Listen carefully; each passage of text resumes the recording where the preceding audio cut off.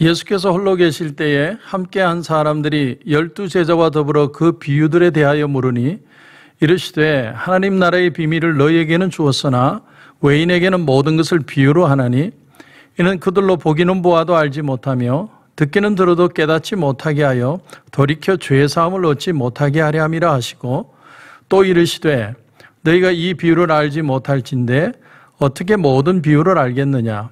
뿌리는 자는 말씀을 뿌리는 것이라. 말씀이 길가에 뿌려졌다는 것은 이들을 가리킴이니 곧 말씀을 들었을 때에 사탄이 즉시 와서 그들에게 뿌려진 말씀을 빼앗는 것이요.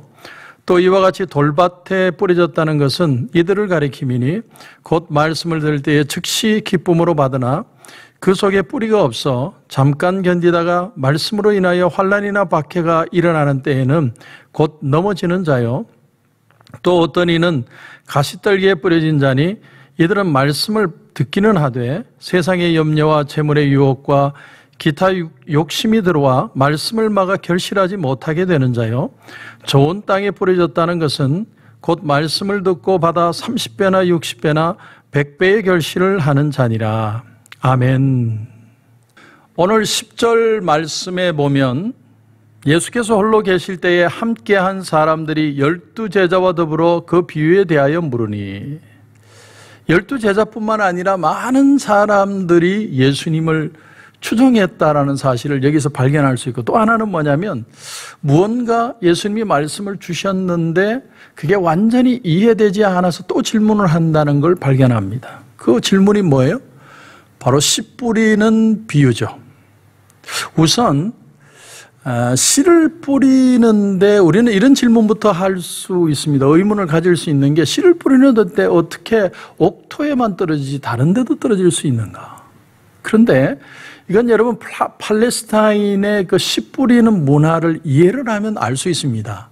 그들은 씨를 뿌릴 때 당나귀에 자루를 싣습니다. 그리고 자루에 구멍을 뚫어서 당나귀를 타고 그냥 다니는 거예요. 그럼 당나귀가 길가에 갈 수도 있고, 옥밭에 있을 수도 있고, 어디든 가는 거죠. 그러니까 그 구멍 뚫린 자루에서 씨는 떨어지고, 그러니까 어디서든 씨는 떨어질 수 있다라는 것을 우리가 배경으로 알 수 있습니다. 그런데 이런 씨 뿌리는 비유, 분명 그들이 일상에서 일어나는 너무나 쉬운 얘기인데, 문제는 뭐냐면 그 쉬운 얘기를 그들이 못 알아들었다는 거죠. 그러니까 뭘 역으로 말하느냐면 예수님은 아주 쉬운 얘기를 하면서도 그 속에서 영적인 깊은 부분을 터치하고 계신다라는 겁니다. 자, 그래서 좀 더 보면 11절 이하를 보십시오. 11절 이하에 이르시되 하나님 나라의 비밀을 너희에게는 주었으나 외인에게는 모든 것을 비유로 하나니 이는 그들로 보기는 보아도 알지 못하며 듣기는 들어도 깨닫지 못하게 하여 돌이켜 죄의 사함을 얻지 못하게 하려 함이라. 여러분, 이 말은 분명 오해를 일으킬 수 있는 말이죠. 그렇지 않습니까? 왜냐하면 주님이 씨 뿌리는 내용의 얘기를 들려주신 이유가 뭐예요? 씨 뿌린 자는 열심히 뿌리는데 그 밭의 종류에 따라서 씨가 맺어지지 않는 것이 있고 열매 맺는 것이 있다라는 말은 그 말씀을 통해 듣는 사람이 그 말을 깨닫기 원해서 하시는 말씀인데, 만약에 주님이 처음부터 이 얘기를 어렵게 해서 사람들이 못 알아듣게 했다면 결국은 이 말 자체가 아무런 의미가 없는 거죠. 그러니까 예수님이 한 말을 이해를 해야 그 말씀을 듣고 열매를 맺든지 말든지 할 거 아닙니까? 그러니까 처음부터 이걸 못 알아듣게 한다면 이 말 자체가 의미가 없다는 거죠. 자, 그래서 이 말씀을 좀 더 그 비유를 한번 깊이 들여다보면 첫째는 오늘 이 말씀의 특징이 뭐냐면 의외로 씨가 뿌려지는 땅이 많다라는 거예요. 많은 곳에 씨가 뿌려진다는 겁니다. 여러분, 의외로 이 세상에 존재하는 많은 사람들이 예수님에 대한 얘기를 들었다는 거죠. 여러분, 예를 들어보면 정치인들이 기독교 용어를 참 많이 씁니다. 요즘 아세요? 다시 부활했다. 아마 이런 말을 적잖이 쓰고요. 옛날에는 환골탈퇴했다. 이런 어려운 얘기를 썼는데 지금은 거듭났다. 이런 표현도 쓰고요. 이 세 가지가 맞다. 이러니까 그 세 가지가 맞는 얘기를 삼위일체다. 이렇게 표현도 해요. 세상 사람들이 삼위일체라는 말도 이해를 하고 있다라는 전제로 정치가들이 얘기를 한다는 거죠. 그만큼 보편적으로 편만하게 많은 사람들이 예수에 대한 얘기를 듣고 있다는 겁니다. 두 번째는 사람들이 그렇게 말씀을 많이 들었는데 불구하고 본인에게는 소용없는 말씀이 되는 이유가 뭐냐? 그 이유를 보면 자기 자신이 이유가 되지 마귀 때문이 아닌 경우가 많다는 거예요. 다시 말하면 마귀의 시험 때문에 마귀가 나를 힘들게 해서 세상에 어려움이 있어서 내가 예수를 못 믿는 게 아니고 자기의 지극히 퍼스널한 이유 때문에 예수님의 말씀이 내 속에 들어오지 못하는 경우가 더 많다는 거예요. 자, 여러분 15절 보시면 15절에 말씀이 길가에 뿌려졌다는 것은 이들을 가리킴이니 곧 말씀을 들었을 때에 사단이 즉시 와서 그들에게 뿌려진 말씀을 빼앗는 것이요. 자, 이건 분명히 사단의 역할이죠. 말씀이 떨어졌는데 말씀을 못 듣도록 그 마음을 닫아버리고 못 듣게 방해하는, 분명히 사단의 역할입니다. 그러나 깨닫기 전에 빼앗는 것이지 그 속에 말씀이 들어가고 깨닫고 난 뒤에는 그것을 빼앗을 수는 없어요. 그 다음부터는 사람에게 책임이 있는 거죠. 자, 그래서 16절 보시면 또 이와 같이 돌밭에 뿌려졌다는 것은 이들을 가리킴이니 곧 말씀을 들을 때에 즉시 기쁨으로 받으나 그 속에 뿌리가 없어 잠깐 견디다가 말씀으로 인하여 환난이나 박해가 일어나는 때에는 곧 넘어지는 자요. 본인에게 이유가 있는 거죠. 이게 사단이 아닙니다. 본인이 잘못한 거예요. 그런가 하면 18절도 보십시오. 또 어떤 이는 가시떨기에 뿌려진 자니 이들은 말씀을 듣기는 하되 세상의 염려와 재물의 유혹과 기타 욕심이 들어와 말씀을 막아 결실하지 못하게 되는 자요. 이것도 본인이 이유죠. 사단이 방해했다기보다는 자기 욕심 때문에 말씀이 자라질 못하는 겁니다. 그리고 20절도 보십시오. 좋은 땅에 뿌려졌다는 것은 곧 말씀을 듣고 받아 30배나 60배나 100배의 결실을 하는 자니라.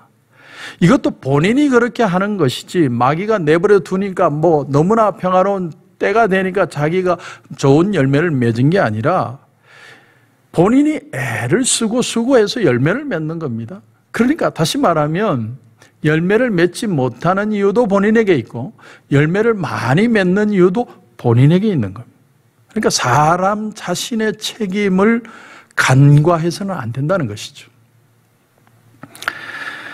여러분, 가룟 유다가 예수님을 배반한 이유가 어디에 있다고 보십니까? 사람들은 그 이유를 참 뭔가 심오한 데서 찾으려고 합니다. 그래서 가룟 유다에 관한 영화들도 나오는데 보면 가룟 유다가 어릴 때 어떤 과거에 어떤 출신이었다든지 아니면 그 아버지도 독립투사였는데 그 어떤 칼에 찔려 저격을 당해 처형을 당했다든지 아니면 가룟 유다가 어떤 동기를 가지고 예수님께 기대를 가지고 그렇게 독립투사로 예수님께 접근을 했는데 예수님 자신이 그에게 실망스러운 모습을 보였다든지 이런 여러 가지 이유를 통해서 가룟 유다가 예수님을 배반할 수밖에 없었다라고 끌어가는 그런 스토리를 만들길 좋아합니다. 그런데 성경이 유일하게 가룟 유다에 대해서 지적하는 내용이 하나가 뭐냐면 그것은요 바로 은 30에 예수님을 팔았다는 거예요. 오늘 18절을 다시 보면 또 어떤 이는 가시떨기에 뿌려진 자니 이들은 말씀을 듣기는 하되 세상의 염려와 재물의 유혹과 기타 욕심이 들어와 말씀을 막아 결실하지 못하게 되는 자요.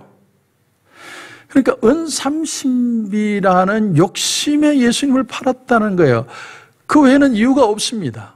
그 외에 이유가 없다는 말은 성경이 언급하지 않는다는 말은 진짜 이유는 바로 그것이라는 의미겠죠. 사람들은요, 뭐 그렇게 시시해? 뭐 그런 시시한 이유 때문에 어떻게 예수님을 배반을 해? 더 깊고 심한 뜻이 있겠지. 그러나 성경은 분명히 얘기합니다. 그는 도둑이라. 그리고 은 30에 예수님을 팔았다. 이 얘기만 있는 거 보면 더 이상의 얘기가 없는 걸 보면 그게 바로 진짜 이유라는 뜻이겠죠. 제가 오래전에 한번 여러분에게 예화로 드린 적이 있는데 종이만 보면 찢는 버릇이 있는 사람이 있었어요. 종이만 보면 찢어요. 어떤 종이든 잡히면 다 찢는 거예요. 그래서 이분을 치유하기 위해서, 치료하기 위해서 뭐 상담학자도 만나고 또 치료를 하는 정신과 의사, 닥터도 만나고 뭐 별의별 수단을 다 써봐도 이 사람이 종이 찢는 버릇을 고치질 못하는 거예요. 그러던 어느 날 어느 병원에 들렸는데 이 닥터가 딱 한마디 했어요. 근데 이 사람이 완전히 고쳤습니다. 뭐라고 그랬냐면 딱 한마디 했습니다. 종이 찢지 마. 찢지 마. 딱 그 한마디에 모든 찢는 버릇이 고쳐졌습니다. 여러분, 오늘 19절 다시 보면 욕심이 들어와 말씀을 막아 결실하지 못하게 되는 자요. 참 너무 단순하기 때문에 사람들이 설마 이런 이유만을 가지고 사람이 배반할 수 있을까?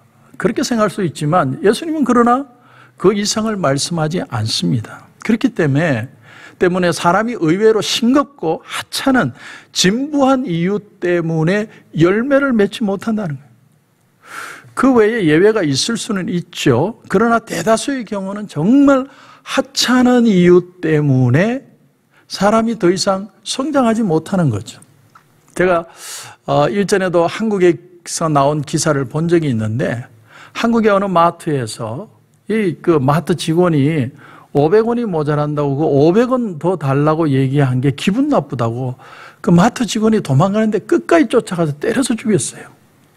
500원 때문에. 여러분 20절 보십시오. 좋은 땅에 뿌려졌다는 것은 곧 말씀을 듣고 받아 30배나 60배나 100배의 결실을 하는 자니라. 좋은 땅이기 때문에 100배를 맺었을까요? 100배의 열매를 맺었기 때문에 좋은 땅이었을까요? 성경은 대답을 안 합니다. 하지만 맺어져 보면 우리가 알게 되는 것이죠.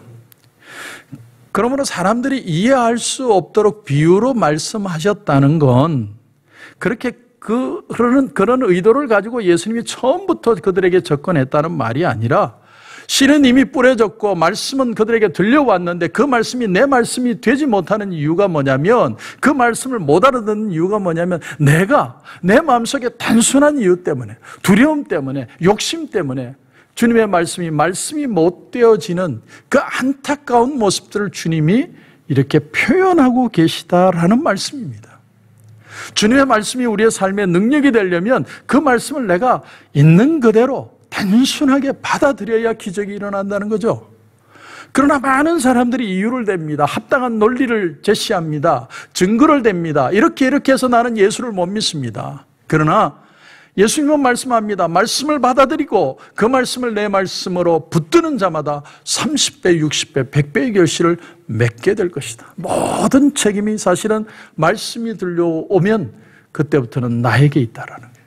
오늘 여러분에게 말씀이 어떻게 들려옵니까? 여러분 어떤 문제 앞에 서 있습니까? 문제보다 더 중요한 건 하나님의 말씀을 있는 그대로 내가 받고 내 것으로 내가 행동할 수 있느냐. 거기에 역사가 있습니다.